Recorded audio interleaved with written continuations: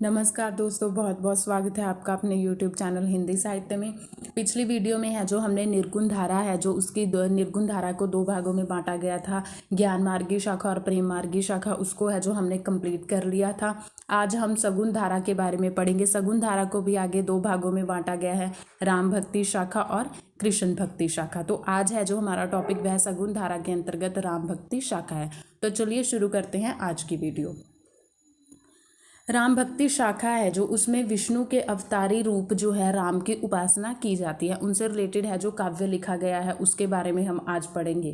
तो चलिए, सबसे पहले है राम भक्ति शाखा सगुण धारा के अंतर्गत आती है। जैसे कि मैंने पहले बताया है कि सगुण धारा को दो भागों में बांटा गया है, राम भक्ति शाखा और कृष्ण भक्ति शाखा। तो राम भक्ति शाखा है जो सगुण धारा के अंतर्गत आती है।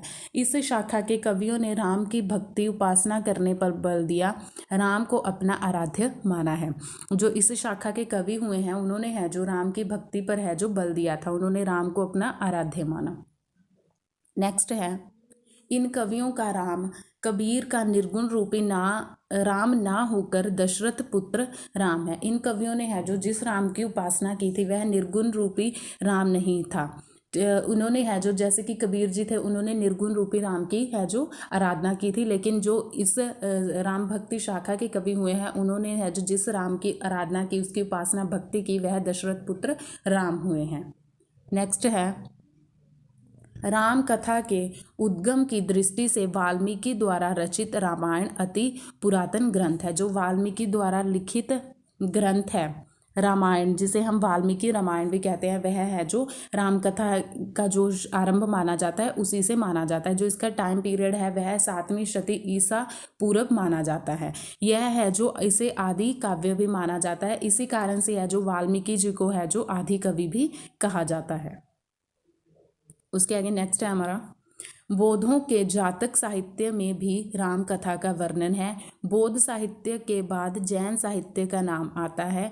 जैन साहित्य में राम कथा का विस्तार वर्णन मिलता है। जो बौद्ध ग्रंथ हुए हैं उनके जातक साहित्य हुए हैं उनमें भी है राम कथा का वर्णन मिलता है। जैसे कि दशरथ जातक है जो उसमें है जो राम कथा का वर्णन मिलता है। उसके अतिरिक्त बौद्धों के अतिरिक्त है जो जैन साहित्य में भी है जो राम कथा का वर्णन किया गया है, वह बहुत ही विस्तार रूप से किया गया है।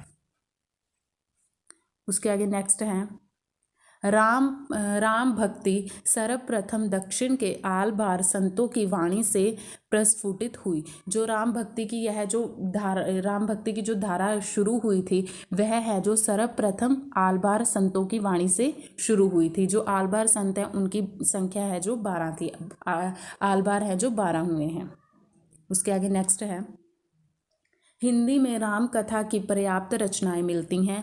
इनमें गोस्वामी तुलसीदास द्वारा रचित रामचरितमानस इस धारा की केंद्रीय रचना है। हिंदी में है जो राम कथा से रिलेटेड बहुत सी रचनाएं मिलती हैं, लेकिन जो गोस्वामी तुलसीदास जी द्वारा रचित रामचरितमानस है वह जो है बहुत ही इम्पॉर्टेंट माना जाता है। उसके आगे नेक्स्ट हैं प्रमुख रचनाएं और रचनाकार। राम भक्ति शाखा से रिलेटेड जो प्रमुख रचनाकार हुए हैं और उनकी रचनाएं हुए हैं उनके बारे में पढ़ेंगे। तो सबसे पहले जो रचनाकार हैं वह हैं रामानुजाचार्य।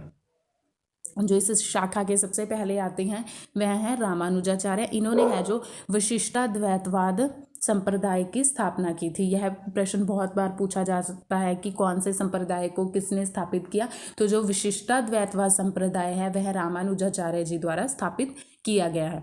रामानुजाचार्य के बाद आते हैं राघवानंद जी। इनकी है जो रचनाओं के बारे में अभी कुछ ज़्यादा ज्ञात नहीं है, इसलिए मैंने इनकी रचनाएं हैं जो नहीं लिखी। उसके बाद आते हैं रामानंद है जो हिंदी में राम भक्ति परंपरा का आरंभ है जो वो इन्हीं से माना जाता है। इन्हें राम काव्य का पुरुषकर्ता भी कहा जाता है। अगर पूछा जाए कि राम काव्य का पुरुषकर्ता किसे कहा जाता है तो वह है रामानंद जी। उसके आगे इनकी जो रचनाएं हैं वह है, पहली रचना है इनकी योग चिंतामणि, दूसरी है वैष्णव मताब्ज भास्कर, तीसरी है रामाचरण पद्धति और चौथी है हनुमान जी की आरती। हनुमान जी की आरती है जो यह हिंदी भाषा में लिखित है, बाकी जो अन्य रचनाएं हैं वह संस्कृत भाषा में लिखी गई हैं। उसके बाद नेक्स्ट आते हैं विष्णुदास जी। विष्णुदास जी की जो रचना लिखी गई है वह है रामायण कथा। इसका जो समय है वह है 1442 ईस्वी, विष्णुदास जी द्वारा। इसमें है जो यह हिंदी में लिखा गया प्रथम राम काव्य है। हिंदी का प्रथम राम काव्य है रामायण कथा, जो लिखा गया है विष्णुदास जी द्वारा। उसके बाद नेक्स्ट आते हैं अग्रदास जी। अग्रदास जी की रचनाएं हैं, पहली है ध्यान मंजरी, फिर रामा ध्यान मंजरी, फिर कुंडलियाँ। इनका है जो रामा ध्यान मंजरी है जो इसका टाइम पीरियड नहीं दिया गया, कितने में है लिखी गई है। इसमें है जो राम तथा अन्य भाइयों के सौंदर्य वर्णन के साथ है जो सरयू और अयोध्या का वर्णन किया गया है ध्यान मंजरी में। उसके बाद नेक्स्ट हमारे आते हैं रचनाकार ईश्वर दास। ईश्वर दास जी की हैं दो रचनाएं हैं, भरत मिलाप और अंगद पैज। इन दोनों का जो रचना काल वर्ष है वो 1444 दिया गया है। भरत मिलाप में है जो राम वनवास होने पर जब भरत राम जी को मिलने जाते हैं उस कथा का वर्णन किया गया है। और अंगद पैर है उसमें जब रावण के दरबार में अंगद का पैर जमाने का चित्रण दिया गया है अंगद पैज में। उसके बाद आते हैं तुलसीदास। इनका है जो राम भक्ति शाखा में एक बहुत ही महत्वपूर्ण स्थान है इनका, तुलसीदास जी का। तुलसीदास जी की 12 रचनाएं हैं, हम 12 की 12 जो रचनाएं हैं उनके बारे में जान लेते हैं। सबसे पहली इनकी जो रचना है तुलसीदास की वह है राम गीतावली, जिसका समय काल है 1571 ईस्वी। इसमें है जो मुक्तकों में राम कथा वर्णित की गई है तथा 7 कांडों में है जो यह विभक्त की गई है राम गीतावली। उसके बाद नेक्स्ट आती है कृष्ण गीतावली। इसका भी जो टाइम पीरियड है 1571 है। इसमें श्री कृष्ण का बाल चरित्र, गोपिका और मथुरा गमन का चित्रण किया गया है। उसके आगे नेक्स्ट आती है रामचरितमानस। यह इनकी बहुत ही सुप्रसिद्ध रचना है, काव्य है। यह हिंदी का सबसे लोकप्रिय ग्रंथ है। इसमें भगवान राम का है जो संपूर्ण जीवन चरित्र वर्णित किया गया है रामचरितमानस में। उसके बाद नेक्स्ट आती है विनय पत्रिका। फिर उसके आगे आता है रामलला नहचू। इसका जो रचना वर्ष है वह है 1586 ईस्वी। इसमें है जो राम विवाह और यज्ञोपवीत संस्कार के अवसर पर नहचू का वर्णन किया गया है। फिर आती है पार्वती मंगल। इसमें शिव पार्वती के विवाह का वर्णन है। फिर जानकी मंगल, इसमें राम और सीता जी के विवाह का वर्णन है। उसके आगे नेक्स्ट इनकी रचना है वह है दोहावली। दोहावली का जो प्रकाशन काल है वह है 1583 ईस्वी। इसमें है जो नीति, भक्ति और राम नाम महात्म्य संबंधी 573 है जो दोहे हैं और 22 सोरठा संग्रहित है इसमें। उसके बाद नेक्स्ट आती है वैराग्य संदीपनी। यह 1612 में लिखी गई है। इसमें है जो संत महिमा का वर्णन तथा नीति, भक्ति, राम नाम महात्म संबंधी दोहे दिए गए हैं इसमें भी। उसके बाद आती है रामाज्ञ प्रश्न। इसका जो काल है वह भी 1612 ईस्वी है। इसमें शुभ अशुभ शकुन विचार हेतु लिखा गया राम काव्य है। फिर आती है वरभय रामायण, 1612 में लिखी गई है। ये भी इसमें राम कथा संबंधित मार्मिक प्रसंगों का वर्णन किया गया है। इसमें वरभय छंद का प्रयोग किया गया है वरभय रामायण में।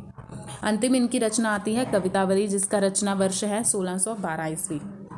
इसमें है जो कवित छंद में राम कथा का वर्णन किया गया है। रामचरितमानस के समान कवितावली में भी है जो राम कथा 7 कांडों में विभक्त की गई है। कवितावली में है जो 325 है जो कवित छंद दिए गए हैं। यह प्रश्न बहुत बार पूछा जाता है कि तुलसीदास जी की अंतिम रचना कौन सी है, तो उनकी अंतिम रचना है कवितावली। उसके बाद नेक्स्ट आते हैं रचनाकार नाभादास। नाभादास जी की हैं जो 2 रचनाएं हैं, पहली है भक्तमाल, दूसरी है अष्टयाम। इन दोनों का जो टाइम पीरियड है, रचना काल वर्ष है वह है 1585। पहली जो भक्तमाल है इसमें 200 भक्तों का है जो वर्णन किया गया है, उनका चरित्र वर्णन किया गया है। उसके बाद दूसरी आती है अष्टयाम। इसमें है जो राम भक्ति विषयक माधुर्य उपासना के पद दिए गए हैं। फिर नेक्स्ट आते हैं हमारे केशवदास।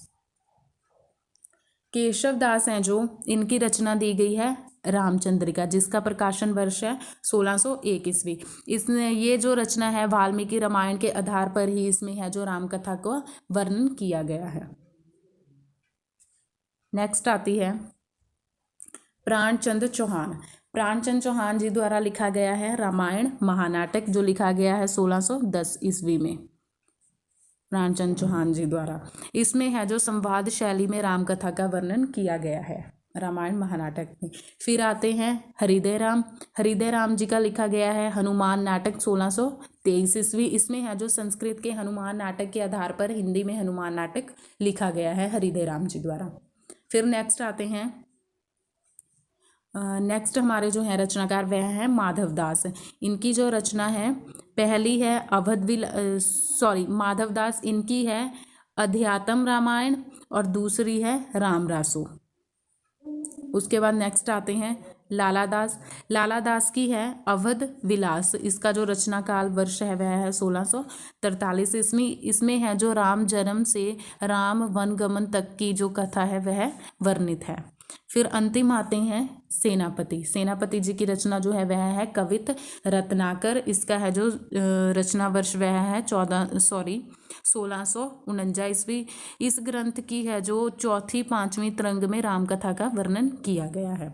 उसके बाद है जो आधुनिक काल में भी जो काव्य लिखे गए हैं उनमें जो है सबसे प्रसिद्ध काव्य हैं मैथिली शरण गुप्त जी का साकेत है, जिसमें है जो साकेत में है जो जब राम सीता और लक्ष्मण वनवास के लिए जाते हैं तो उसके बाद जो उर्मिला का विरह वर्णन किया गया है उसके बारे में बताया गया है। इसके अतिरिक्त इनकी अन्य रचना पंचवटी है। फिर आते हैं बालकृष्ण शर्मा नवीन जी, इनकी है जो उर्मिला है राम जी से रिलेटेड लिखी गई रचना। फिर आते हैं निराला, इनकी राम की शक्ति पूजा पंचवटी प्रसंग प्रसाद जी द्वारा लिखी गई, जयशंकर प्रसाद जी द्वारा लिखी गई कानन कुसुम। अयोध्या सिंह उपाध्याय हरिओत जी ने लिखी है वैदेही वनवास। ये कुछ इंपॉर्टेंट आधुनिक काल के काव्य हुए हैं जिनमें राम भक्ति से रिलेटेड काव्य लिखा गया है।